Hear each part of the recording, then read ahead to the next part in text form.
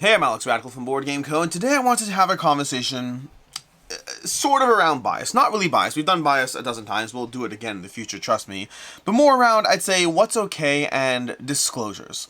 Basically, the short version of things is over on Board Game Wire, they published an article over here. The FTC warns board game content creators publishers over failing to properly disclose relationships and free games.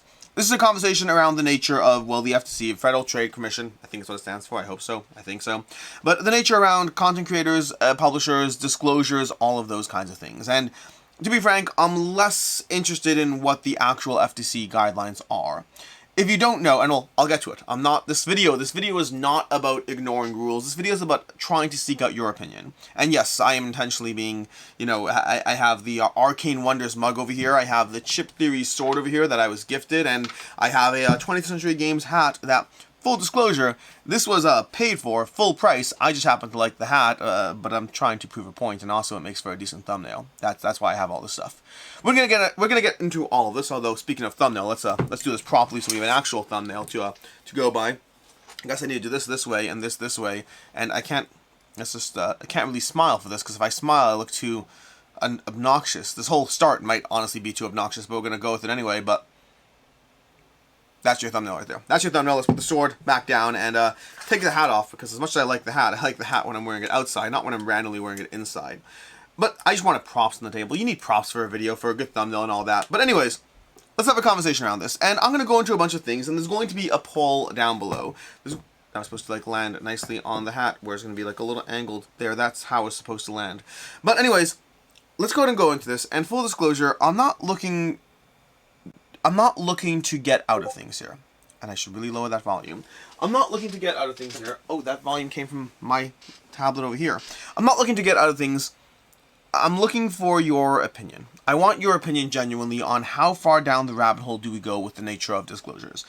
I genuinely think we should have disclosures, and I think that I should always be better about them. I've constantly tried to listen to as many people as I possibly could around the nature of what I do on the channel and how I handle disclosures. I have frequently heard people's opinions about where I should be more transparent, and tried to add that even if it's not something that personally bothers me.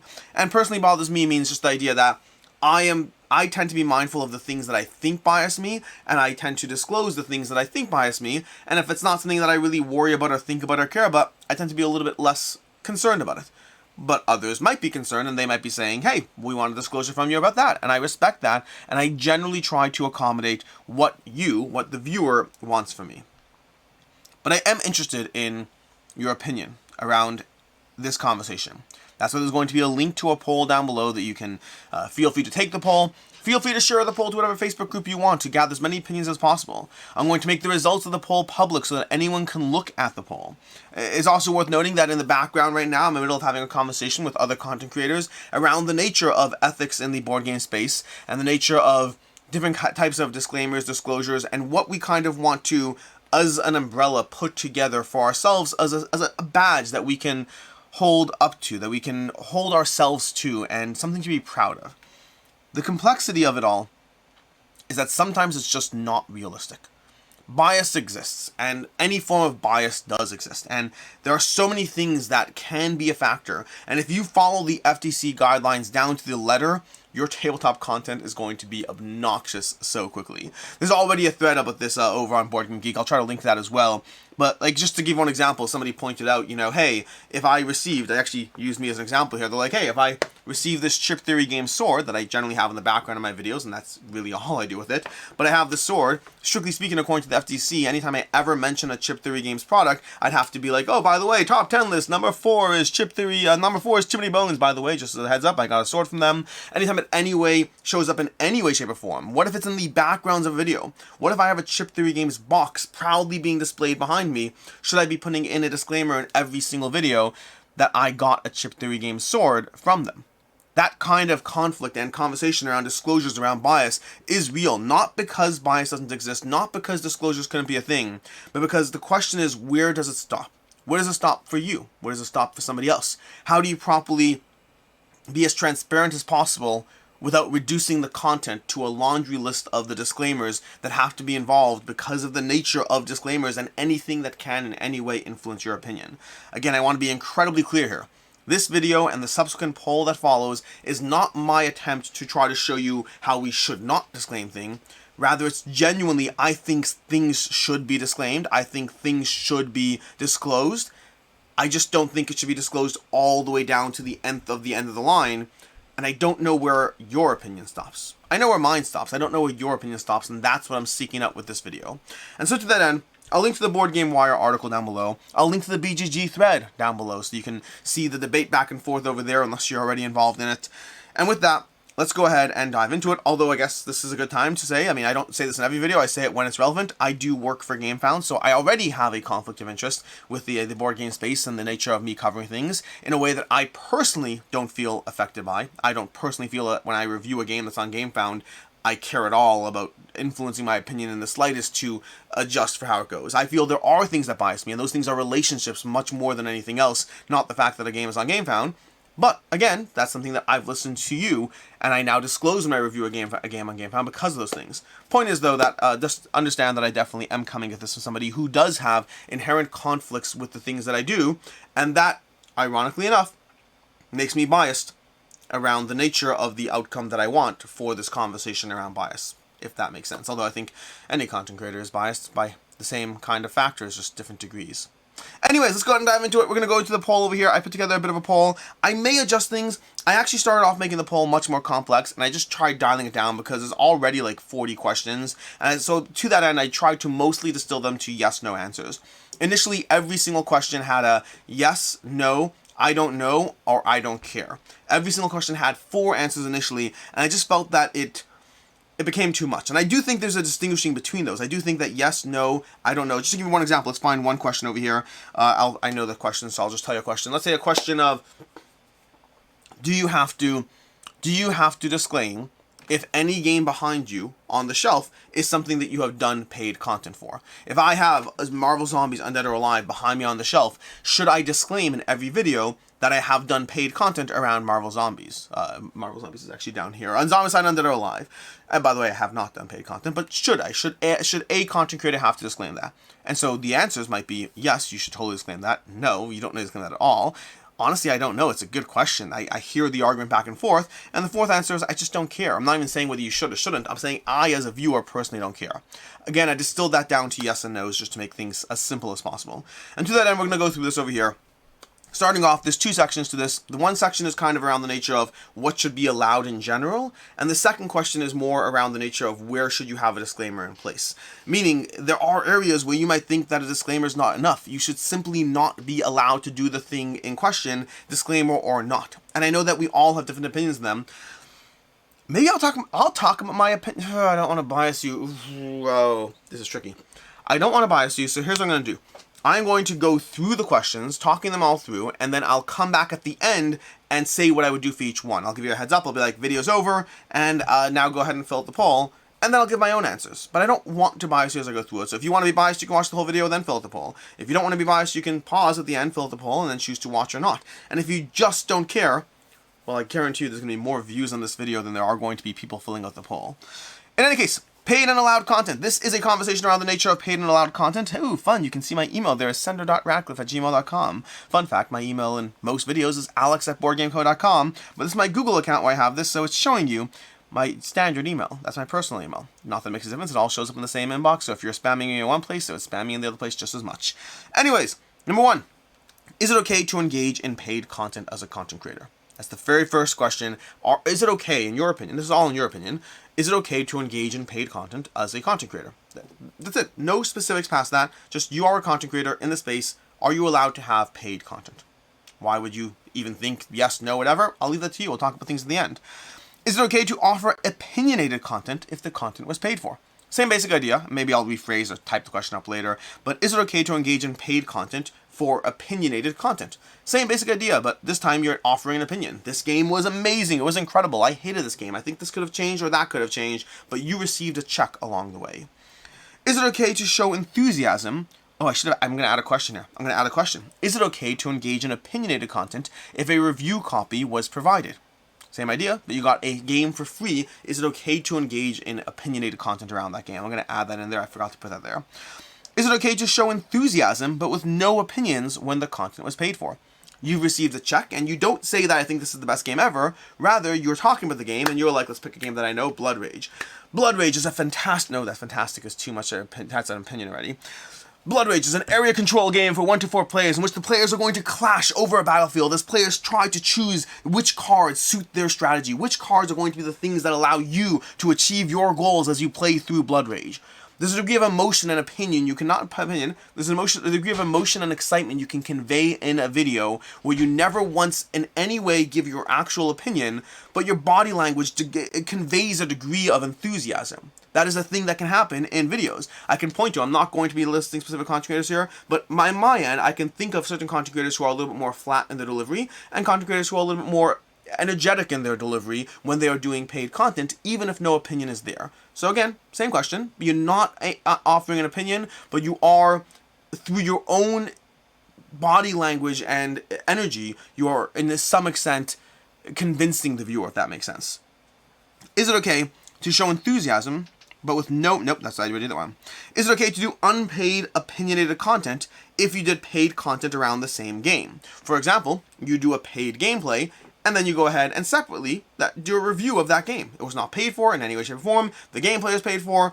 Is it okay to do that? And this is where ideally I'd want to have 17 layers of information to everything, but I also want this to be achievable, because I think there's a difference in that question whether the publisher asked you, hey, can we do a review and gameplay, and we'll pay you for the gameplay, versus they say, we'll pay you for the gameplay, and separately, you're excited about the game and you want to do a review. I think there's a difference to those, but I don't want to separate everything down to 17 layers.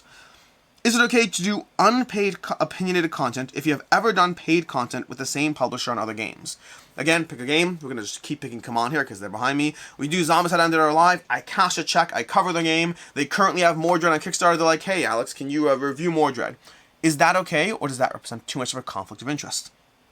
Is it okay to do opinionated content around a game if you work for a game company or other potential conflict of interest?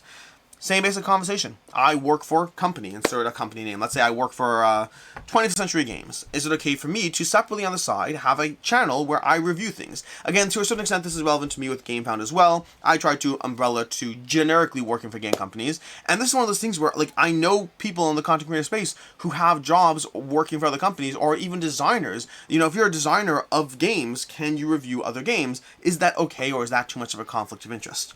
So basically, other conflict of interest, I kind of bundled together. Game company, Gamefound, Kickstarter, conflict of interest. I did not go too far down the rabbit hole of what if you work for a credit company and inherently people spying money benefits the company you work for. Because, I mean, they're all the same concept, just further degrees removed. I do go down other rabbit holes. That one I thought was too far down the rabbit hole.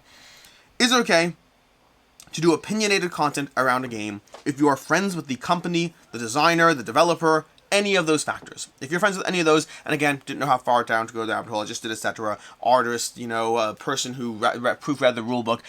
Ideally, I'd cover all of those, but I want to make this absorbable. So is it okay to do opinionated content around a game if you are friends with any of the people who are more directly involved with the creation of the game? Is it okay to publish a photo of a game that you are paid to publish without it being obviously clear that the content was paid for?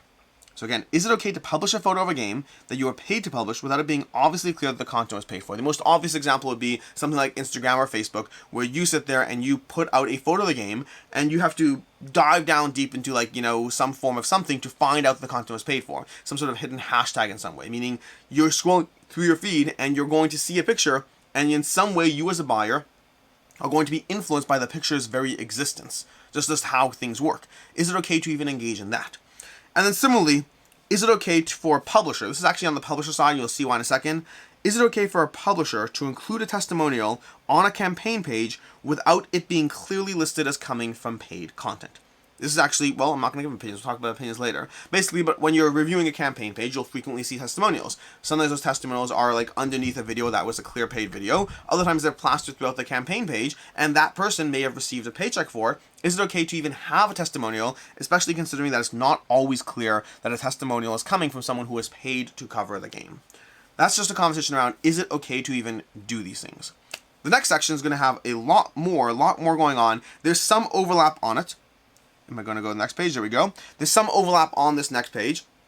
And part of that is because this is more about disclosures, but some of the same questions. So the first section was more, is it even okay?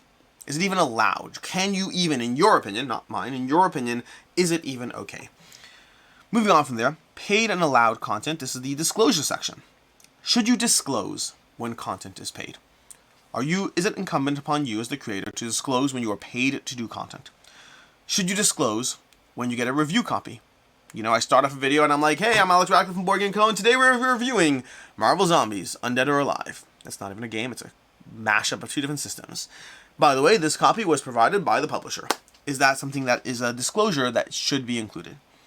Should you disclose when you've been flown in or had costs covered in regards to covering a game? This is something that's happened to me a few times. I've gone to a few companies now where they've, doing some sort of promotional launch around a game that's going to be on crowdfunding, and they bring in content creators to cover the game. There's a variety of reasons for it. One of them, which is the one that people should be concerned about, is the potential bias of the audience.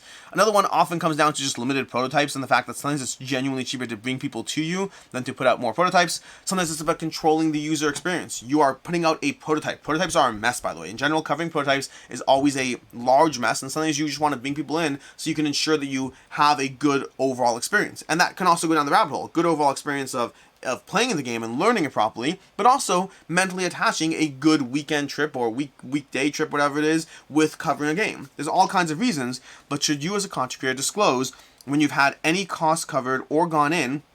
Honestly, I'm not going to add this because, again, I don't want to go too far down the rabbit hole. To a certain extent, that should be true as a disclosure, even if you cover those costs yourself, because you're still going to have a good time. But I'm going to leave it as with costs covered right now. Should you still disclose, nope, wait, wrong, next one. Should you disclose that you have received any form of a gift from a publisher when covering one of their games?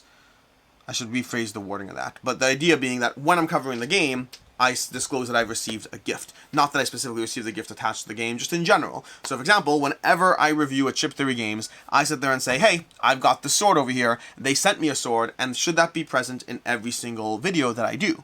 And the next question, which is attached to this one, should you still disclose that you have received a gift, even if you chose not to keep that gift? So, for example, Stalker, Awakened Realms, sent over a Stalker giant box to people who covering the Stalker prototype, and had all these fun little things in it, of which I have nothing. I have nothing left, because none of the things in the box matter to me in any way, shape, or form. So on a personal level, that box didn't matter. Was it cool to unbox? Of course it was cool to unbox. Throw a gas mask on? Of course it was cool. But did it actually matter to my life at all past the content I was creating? No, because I don't need a gas mask. I don't need a snap whatever flare. I don't need a compass watch. I don't need a metal poster. By the way, I should say, just for full transparency, when I say everything is gone, it's either all in the garbage already or just on a shelf of things to give away to people. I'm not keeping any of it. Some of it may still be in the house, but none of it's being kept by me. So again, if you get a gift and the gift has no value to you personally, should you still disclose that you have received a gift from said publisher? Next question, which is still attached to these ones. If you answered yes to the previous question, how long, and technically the previous question is the one before, but whatever, how long should such a disclaimer be noted from the time of said gift? In other words, if I receive a sword from Awakened Realms, and a sword from Chip Theory Games, wrong company, if I receive a sword from Chip Theory Games, should I note forever that I have received a sword when I'm covering one of the games? Or is there a period of time where time's out? And for all these questions that are time related, I did 5 years, 3 years, 1 year, 6 months, 3 months, and same month. Curious in that one. We'll talk more about my own thoughts and opinions at the end of this video.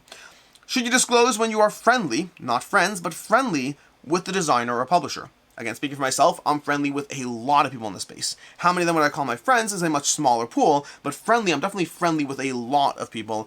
It's an interesting conversation around what's the distinguishing factor between friendly and friends. I would say a baseline would be if I am messaging you randomly about anything outside purely of work-related board game stuff, I'd probably consider you a friend. If I am only ever messaging you within the context of, hey, I'm going to that convention, it'd be great to see you, or demo or game, whatnot, if it's always like kind of focused around the games specifically, that's for me more friendly. And if it starts extending past that, then I would say friends. But again, everyone's going to have their own bar, but in this case I'm going with friendly. Should you disclose when you're friendly? You see that person at a convention, you're like, Rob, it's great to see you, oh my gosh, you say hi, and then you see him again the next convention, but you're friendly. Next question. Same idea, but you can guess where this is going. Should you disclose when you are friends with the designer or publisher? That's the next level. That's like you're already like straight up friends. Like, cause I'm friendly with, I try to be friendly with almost every person I can meet because I like people. And so I try to be friendly. If in any way I'm engaging or interacting with you, 99% of publishers or designers or whatever, I either haven't met you yet or I'm friendly with you, but friends is a different level. Friends is a much smaller pool. It's still a large pool, but it's a much smaller pool. Should you disclose that you have done other paid content with the publisher whenever you cover one of their games in a dedicated video? For example, I am reviewing Marvel Zombies, and I have previously done paid content around Zombicide Undead or Alive. Should I be disclosing, hey, we're reviewing Zombicide Undead or Alive, please note, CMON has done paid content with us in the past around other games. Is that something that should be disclosed or not? Or is it okay? Because, they're different games, and I don't know, should you or not? Should you disclose that you have gotten review copies from the publisher in the past whenever you cover one of their games in a dedicated video? So same question, but now it's around review copies. So same basic idea, but if you believe that you should disclose for review copies, do you also believe that when I cover game X, I should disclose that I have previously gotten review copies from said publisher? So both when I'm covering game X, I have a past paid relationship, or also I'm covering game X, I have a past gotten review copies for free relationship. Again, the nature of rabbit holes is I kind of wanted to attach all of these to also to like, if you got flown in for a content creator trip or whatnot for covering a game, same kind of conversation. I kind of want to cover everything, but I don't want to overwhelm you, so I kept it relatively focused. Should you disclose, and that's for dedicated content, I am doing a dedicated review of Marvel Zombies and disclosing past relationships. Next question is adjacent, and again, this is going to be both for paid content and for review copies. Should you disclose that you have done other paid content with the publisher whenever you mention their games in any opinionated content whatsoever, e.g. a top 10 list? So again, this is not me doing a review of Marvel Zombies, rather this is me being top 10 best miniatures, and I get to number 4 is Marvel Zombies. By the way, please note that CMON has done paid content with me in the past. Next scenario, same exact question. If it's a review copy, number 4 is Marvel Zombies. By the way, please note that CMON has sent me review copies in the past. Same question for both. Should you disclose those things? Where are we up to over here? Should you disclose if you have ever done paid content for a publisher if any of their games are featured in the background of the video? Same conversation. There are games in the background of videos. There are games that are often on the table. If you watch my weekend reviews, I'll often have 4 games that I'm like saying I want to play these games. If you're kind of featuring a game even more peripherally in the background, should it be disclosed if you have either done paid content with that publisher or alternatively gotten review copies from that publisher? So even just looking behind me over here, I've gotten review copies from CMON, never been paid by them. I have gotten review copies from WizKids, never been paid by them. For most people, I still have not been paid by most people. The amount of paid content on the channel is fairly small. I have not gotten review copies. No, I did. Okay, so it's actually interesting. This is another rabbit hole we're not going to go down right now, but it's another rabbit hole. I have not gotten review copies from FunForge, but I have gotten review copies from Asmodee, which distributes FunForge games. So there is a level in the middle, but I have covered those things. Speaking of levels in the middle, again, in the efforts of not overwhelming this video with too many options, I kept it to a generic should you disclose and did not separate every question into, well, what if you're part of a network? Meaning, what if, like, for instance, the Dice Tower is a network. What if a member of the Dice Tower did something, but they're not directly, so it's a step removed? But I kept that separate. Just went with generic you for simplicity of this as much as possible. What else is there? What else do we have? I've received stuff from, that's Games Workshop. I've received review copies, no payment. I have received payment from Dragori Games. I'm doing a paid playthrough of Teneris Adventures right now. I reached out to them. I wanted to do a paid playthrough because I love the game, and I first loved the game, then I reached out, but now I have a paid relationship with Dragori Games, and they've sent me review copies. Modifius, I've done review copies, no payment for. Spirit Island, Greater Than Games, they've sent me Sentinels of the Earth, Sentinels of the Multiverse, they sent me to review. I think that's the only thing I've gotten to review from them. Anything else over here on this side? Come on, there's too much, come on. Awakened Realms, I have a paid relationship with Gamefound, because I work for Gamefound, and they have shared ownership with Awakened Realms, so that's definitely true. By the way, well, fun fact, that's one of those things where, just to go to separate sidebar here, I remember when I first took a job at Gamefound, I got a comment in my video saying, oh, and you have 3 of their games behind you. I'm like, I've had 3 of their games behind me for the past year. Nothing's changed. Yes, now I work for them, but it's not because I work for them. I think that's basically it. I think it's it. Anyways, as far as next question. So that's as far as background games. If you've answered yes to any of the above questions regarding prior relationships or, how long such a disclaimer be noted from when the paid content or review copies were issued. And again, I didn't answer separate this for every question. But for example, let's go back to Dragori Games. Dragori Games, that's ongoing. Do I have any others? Let's say Games Workshop. Games Workshop sent me review copies maybe 9 months ago. So if you voted yes that I should disclose that Games Workshop's behind me and I have received review copies, for how long should that disclosure be in place? Forever, 5 years, 3 years, 1 year, 6 months, 3 months, or within the same month? Should you disclose if you did paid content around a game, if that game shows up in any form of positive list-based video, e.g. top 100 games, best 2-player games, etc.? This is kind of similar to the above question, but I thought it's more targeted. It's not just generic placement. It's literally like, hey, by the way, I have done, let's say, Tenaris Adventures, for example, and this is one, we'll talk about my opinions later. Tenaris Adventures, I'm doing a paid playthrough around that series, and that's a game that has historically been in my top 100. Well, this year, assuming it's still in my top 100, should I disclaim that, by the way, I'm doing paid content around that game because it specifically is in my top 20 games of all time, or was my top 20 games, I don't know what it'll be this year, but when I get to that, I'm like, number 27 of games of all time, Tenaris Adventures. Should I disclose that I've done paid content with that publisher? And then same question, for how long should such a disclaimer be noted for? I might change the wording on some of those because I basically already said top 10 list, but for me, I'm in top 10 list even if it's more generic as opposed to this is specifically positive-based top 10 list. And it's specifically around that game, meaning it's not around the publisher. It's not that, hey, I put too many bones in my top 100 and Chip Theory Games paid me for X, Y, and Z. They never have, but hypothetically. But rather, it's specifically around that game. This game that I'm talking about, I have been paid to cover that game, and now it's showing up in a top 10 list. Next up, should you disclose? These next disclosures just go back to other forms of things that are factors. Should you disclose how many times you have played a game when reviewing said game?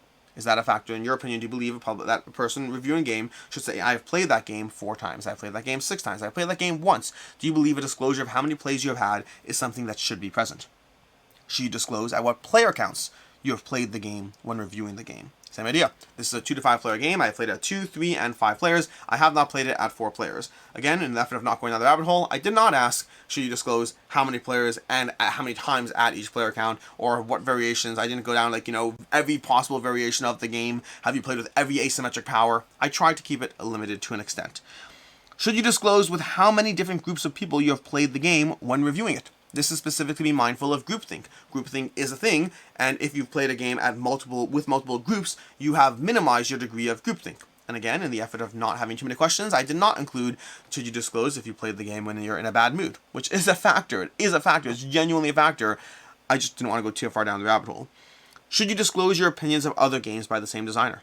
In my case, for example, I historically have not loved the Garfield Games series of games by Shem Phillips. I think Shem Phillips is a fantastic individual. I think he designs clearly fantastic games. His games have not worked for me. Should I disclose, walking into a Garfield Games review, should I disclose, by the way, their games, historically, while I thought they were okay, I definitely am below the average in terms of the opinion that I hold for those games compared to your, everyone who's putting them in the top 100 games of all time. Should I disclose that? Because again, relevant information. The goal is the relevant information that the viewer can now walk in more informed as to what my review actually means. And same idea, should you disclose your opinion of the genre in general? If I don't like hidden role games and I'm reviewing a hidden role game, should I disclose that going into a video? Should you disclose if you learned the game from a source other than the rulebook? This could be a friend, this could be the publisher, this could be on TTS, it could be anything else in general, but in some way, if you did not directly learn the game from the rulebook, should that be in some way informed? I have sadly covered games where I learned it from somebody else and then found out I got the game wrong. Now, I've done it when I read the rulebook too, but it happens less frequently. I try to take what I do fairly seriously, and I think the most common times where I have gotten the rules wrong is when I didn't read the rulebook, but rather I was taught it either by the designer themselves or someone from the company or some friend or whatnot. Those have all been factors as far as me misunderstanding rules compared to me reading the rulebook, which still has things wrong, but less frequently. And lastly, should you disclose if you have looked at other opinions before publishing your own opinion? The idea being that, if I'm about to do a review of important game X and I sit there and I watch a Dice Tower review and a review from, I don't know who else does reviews, I can't even think, I'm blanking on this. Other reviews, I like that there's a million other reviewers here, but I don't want to label too many. Chris George, I watched Chris George do a review. There's so many other reviewers. Board Game Hangover, I watched Board Game Hangover, Leisure Games, whoever. If I watch a review from other content creators in any way, shape, or form, or even generic opinion, even just general public opinion, by looking on Board Game Geek and seeing all the reviews, should I disclose that I have looked at other opinions? Because those things can be a factor in bias. If I know that everyone loves a game, that might prime me to like the game. And if I know others did not like the game, that might prime me to not like the game. If I know that so-and-so had a problem with the rulebook, I might see things that I wouldn't have otherwise seen, so should that information be disclosed? This is where I'm going to pause the video and say, if you want to fill out the poll or whatnot without any bias of my own opinions, please do so now. I'll be here when you get back. Just hit that spacebar, and I'll be right here with my 20th Century Games hat. I really want it in gray, by the way. They have two colors. They have a white and they have a gray. I kind of want the gray background more so than the white, but I do like it. This is going to join my Mythic Mischief hat as my favorite hat. The Mythic Mischief hat, by the way, was provided by the publisher. This one was paid for by myself. And with that, we're going to go through opinions. So, I'm going to go to opinions. I'm going to go through all of this, talking about the various opinions I have over here. Basically, my opinions. Is it okay to engage in paid content for a content creator? Honestly, I'm going to skip most of the first section. I have a personal dislike for certain things, which I'll talk about in a second. But do I believe it's okay for you to do so? I personally do.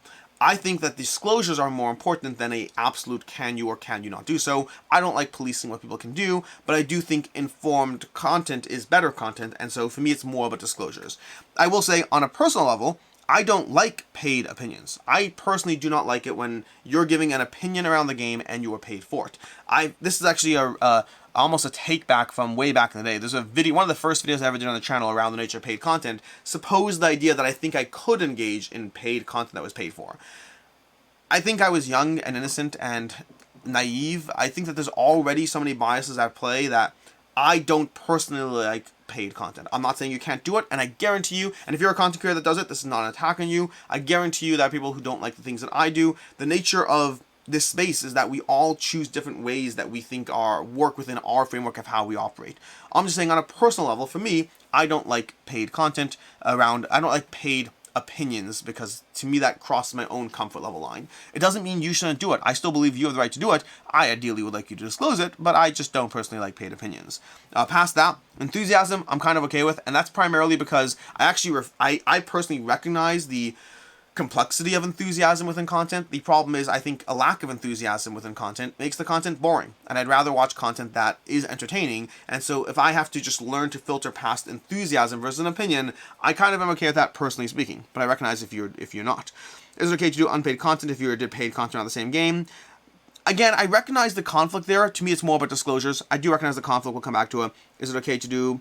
I think everything else I'm kind of okay with. This is more. Oh wait, this is not really. Is it okay to do opinionated content around a game if you are friends? I'll get to that in disclosures. I'm okay with it. Is it okay to publish a photo of a game that you are paid to publish without it being obviously clear that the content was paid for? Frankly, I don't love it. I think that Instagram, and I don't have an answer for this either because I do this. In Instagram, I will tag things as paid content, but I don't like the fact that when you're scrolling through the feed, you're just going to see something, and it's inherently an advertisement that you're not necessarily clear at a glance that's an advertisement. Did Alex, like the game and it's on his feed, or did Alex get paid to post a photo? I wish I could make it more clear without marring the photo. I don't want to mar the photo with a paid plastered over the image, but I wish it were more clear. So I don't like it, honestly. And I do disclose it, but I don't like the current way that Instagram handles it, in the sense that you, as the viewer, are not clear whether I was paid to promote the photo or whether I chose to talk about the game. I don't like that, but I don't have an easy way around it. Is it okay for a publisher to include a testimonial on a campaign page without it being clearly listed as coming from paid content? I don't like that at all. I think you have plenty of testimonials, and this is something that I've done in the past, for the record. I have done this in the past, and the more time has gone on, the more uncomfortable I've been with it. So when I first started engaging in paid previews on the channel, when Devin or Meg were doing paid previews, and the publisher asked for a paid testimonial, I'd be like, hey, Devin, do you have a paid testimonial? Do you have a testimonial that you can provide about your experience? And he'd provide one in order to go on the page. The problem is, I kind of realized that on the page of a campaign page, it's not in any way clear that a testimonial is coming from paid or unpaid content. And so when you see, me saying, if you see from Board Game Co., oh my gosh, the art was amazing and the decisions were intense, or whatever it is. I don't know, whatever testimonial I gave, I have no clue. I really don't like the fact that you as a viewer, it's not clear at all, especially if they're plastered in different places on the campaign page, when that is coming from someone who is paid to cover the game. And so I've actually started holding back any paid testimonials. When a publisher asked me for a testimonial and it was paid content, I hold back. I say I really appreciate the paid contract, but we don't do testimonials around paid content because unfortunately the nature of the crowdfunding page is that it is not clear that it's coming from paid content. I don't mind the testimonial if it's coming from paid content. I don't mind it because honestly, testimonials to me are already, there's plenty of room for not really opinions, but information. So for example, I could tell you in a testimonial that the decision space was wide without telling you whether I like the game. And so I think there's some room for that, but I really don't like the lack of transparency around paid or not, just the nature of the way they're handled on the campaign page. On to disclosures. Should you disclose when content is paid? I believe 100% so on a personal level. Again, these are all my opinions at this point, but 100% I believe that content should be disclosed when paid. Should you disclose when you get a review copy? I have a, hello, Ricky, what's up? They're dry. They're dry? Yes. They're ready to go in? Yes. You want to put it in or should I stop and pause? I can stop and pause. I'll be right back. I need to go deal with some macarons. There's a nail on the floor. There's also a nail on the floor. Macarons are safely in the oven. Should you disclose when you get a review copy? So this is actually a tough one. I historically have not been great at this. I have not been great at disclosing when I get a review copy. My thing, to a certain extent, this applies to a lot of this, is I think a lot of disclosures are relevant, but I'm wary of how far down the rabbit hole do I go, and my content, almost by its very nature, is more informational. So I tend to disclose things that I think bias my opinion, and I tend not to disclose things that I don't think bias my opinion. But I do plan on noting it more when I got a review copy. I say noting it more, not noting it absolutely, because I'll be breaking 3 years of habit of how I approach my content. And so give me time and grace, but I do plan on noting when I got a review copy because I don't think it biases me, but I do think it is a good standard that is easy to achieve without going too far down the rabbit hole. Because a lot of things in this video, I think are things that are good, but start going down a rabbit hole where I don't want to say 17 things in every single video about disclaimers. Should you disclose when you've been flown in or had costs covered in regards to covering a game? I believe yes. I have always done so because I think that is a big bias. I think it's one thing to get the $30 review copy that cost the publisher $10 to make. I think it's very different when you're flown in for something. Should you disclose that you've received any form of gift from a publisher when covering one of their games? Historically, I've tried doing that. My thing is more about the time frame. I think there's a point where that will time out for me, my own personal opinion. Like, I think, hey, for the next year of covering Ship 30 games, I'll talk about the sword. But I'm not going to say it for the next 10 years, at least not unless that's something that is clearly wanted, in which case my opinion will change around that. Should you still disclose that you've received a gift, even if you chose not to keep the gift? For me, no. If I didn't even keep it, if I didn't value the thing enough to in any way benefit from it past the reception of it, I wouldn't personally want to. If you answered yes to the previous question, how long should your disclaimer be noted for the time of said gift? For me, I'm going to say like a year. I think a year from when you receive a gift is good enough. There's a point where I just think I'm not going to be, for 17 years from now, I'm not going to be covering every time I ever got like a mug from someone. Like, I mean, this is a mug, honestly. That's another one. I didn't really cover this in the poll, and I'm not going to change it because I don't want to go too far down a rabbit hole. But a poll, a mug is, this is like a cheap mug. I don't disclose this when I cover Arcane Wonders games, even though this was given to me. I'm pretty sure it was given to me. I don't remember buying it, so I'm pretty sure it was given to me. But I don't disclose that I got a mug from them at some convention one time when covering their games. So I think value of the gift is a factor, at least to me. Not necessarily to you, to me. Should you disclose when you're friendly, not friends with the designer or publisher? For me, the answer is no, just from a practical stance, because otherwise nearly all of my videos would start with, I am friends with someone, I'm friendly with someone in the space. Should you disclose when you are friends with a designer or publisher? So I try to, but I usually say this when I am more directly friend. Like when it's really very clear that they have crossed the boundary into straight up friendship, that's usually when I disclose it. I also have a small child wandering towards me thinking that I can't see him, which is interesting. Hey Rafiki. Should you disclose that you have done other paid content with the publisher whenever you cover one of the games in a dedicated video, e.g. a review, a gameplay, etc.? What is that? That's a sword. Is that a new sword? No. Could you go upstairs, buddy? Because I'm in the middle of doing a video. Wow, it's just fainting. I'll be upstairs in a few minutes, okay? But yeah, but when I got, we did something. I'll be upstairs soon. Should you disclose that you've gotten review? No. Should you disclose that you've done other paid content publisher whenever you cover one of their games?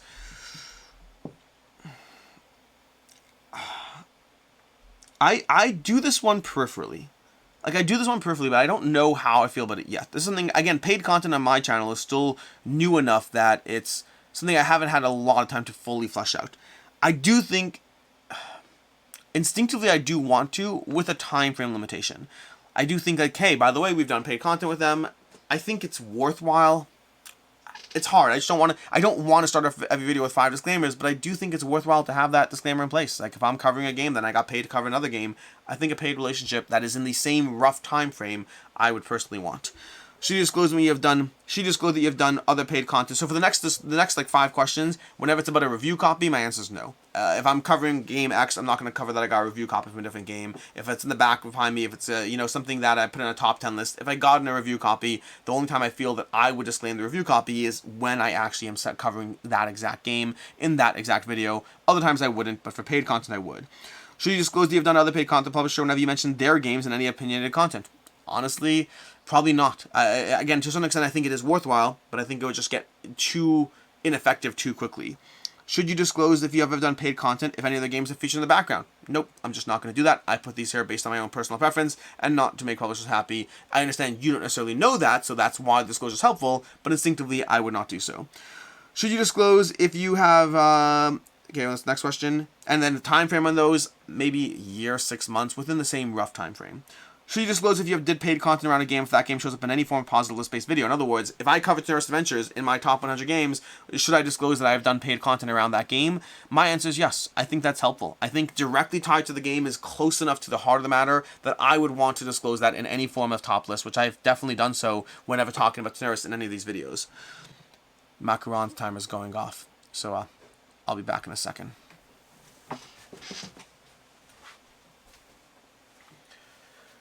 See, macarons have to be placed in the oven when they're exactly ready, and then you have to rotate them 5 minutes later, then you take them out 10 minutes later, which means I have less than 10 minutes to finish this video, which honestly has been long enough. That's a good thing.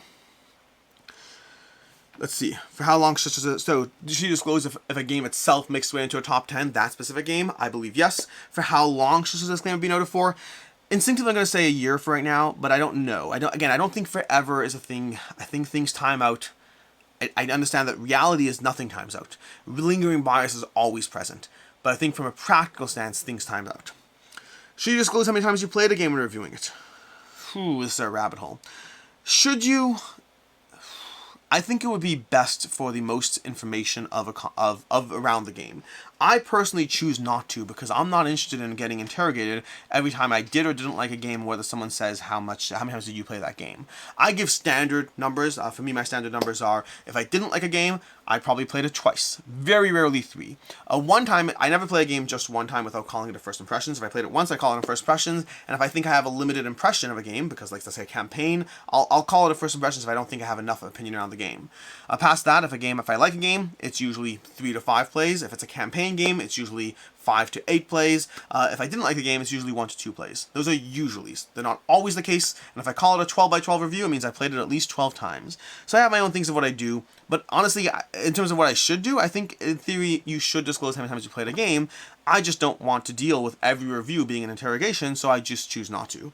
Should you disclose at what player counts you played the game when reviewing it? Again, ideally, I think you should. Once upon a time, I did this. I would say, hey, I would play this at 2, 4, and 5 players. But then, sometimes I didn't get a chance to play the game outside of 1 player count. Sometimes I'd play a game 3 times, but it was always at 4 players. And I noticed that I personally felt uncomfortable announcing, hey, I just played this 2 to 5 player game at 4 players. I felt uncomfortable with it. I felt that, again, it opens up the door for the review to be interrogated, which I just didn't feel comfortable with. So it's kind of the same answer. I think you should, in an ideal situation. I also am reviewing things for free, and I don't want this to become I don't want everything to become an interrogation. But should it? I think it should. And for the best informed content, I think it should. Should you disclose with how many different groups of people you have played the game when reviewing to be mindful of groupthink? Tricky. Again, same answer to an extent, yes, but also you start to move into these rabbit holes of how much information is present in every single video that starts obfuscating the message of the video. So this one's less an issue of me trying to hide it and more an issue of me just feeling like at a certain point you don't want to have every single thing out there. Should you disclose your opinion about the games by the same designer? I think it's helpful when there's a clear trend there. So, for example, using my Garfield Games example from earlier, I do try to disclose that kind of information if I think there's a clear track record as opposed to a mix. Like, if I'm like, hey, I've covered Stefan Feld games in the past, and some of them I like, some of them I don't like, I don't think it really helps anyone. If there's a clear bias for or against, I think that information could be helpful, but again, how many rabbit holes do you want to go down? What about the genre? Same kind of answer. I don't know if I'm actually as good about this when I like a genre. I'm more better at this when I don't like a genre. Like, if I don't like war games, I'll probably say, hey, I'm reviewing this game and I don't like war games. If I'm talking about lighter family games, I'll say lighter family games are things that I enjoy playing, but I often don't keep them. So I do try to give some context without burdening the review too much. So, kind of disclosure, but usually me adding context. Should you disclose if you learned the game from a source other than the rulebook? I mean, in a perfect world, sure, but again, see that conversation around how far down the rabbit hole you go. Should you disclose if you've looked at other opinions before publishing your own opinion? I think that is bias, but again, how far down the rabbit hole do you go? So a lot of these things, at least for me, let's go ahead and end this recording over here. A lot of these things for me fall into the category of, I think there are things that are good to do. And I think that I want a review to reflect an opinion of a game, and I don't want a review to be 40 minutes long because there's 7 minutes of disclosures in every single video. So I think there's things that are the best transparency, and I think there are things that come down to when to be transparent, when to inform people about the potential bias or conflicts, when to be realistic about how a review can or should be presented. I mean, I just spent 40 minutes just talking about 50 minutes. I mean, like 50 minutes just talking about the very nature of what we're doing here. I think life is complicated. And I think the biggest thing that I've always said is learn to trust the person you are watching. If you are watching a content creator and you find that their tastes are not guiding you in the right direction, then whether it's because of bias or whether it's because of personal taste, slowly tune away from that content creator. The downside is that takes time. And that's where disclosures are helpful. Disclosures are helpful in terms of building up that time earlier rather than later. So that if I'm watching you as a consumer, if I want to buy games and I'm watching you, if I know that you're doing paid content, if I know that you are too much involved, whatever the conversation is, I don't want to get in specific, whatever the conversation is, the disclosures can help guide me until I learn to just trust you or not trust you. And again, trust doesn't mean trust. It means whether I benefit from your opinion or not. So that's kind of where I am with these things. Hopefully that in some way helped, but I'm more so than myself. I'm curious about what you want. There are many things that I've disclaimed certain things that I felt were biases. I've disclaimed content creator trips. I've disclaimed when, friends with the designer in some way or the publisher, and like actual friends, not just friendly. I've disclosed the things that I think bias my own opinion.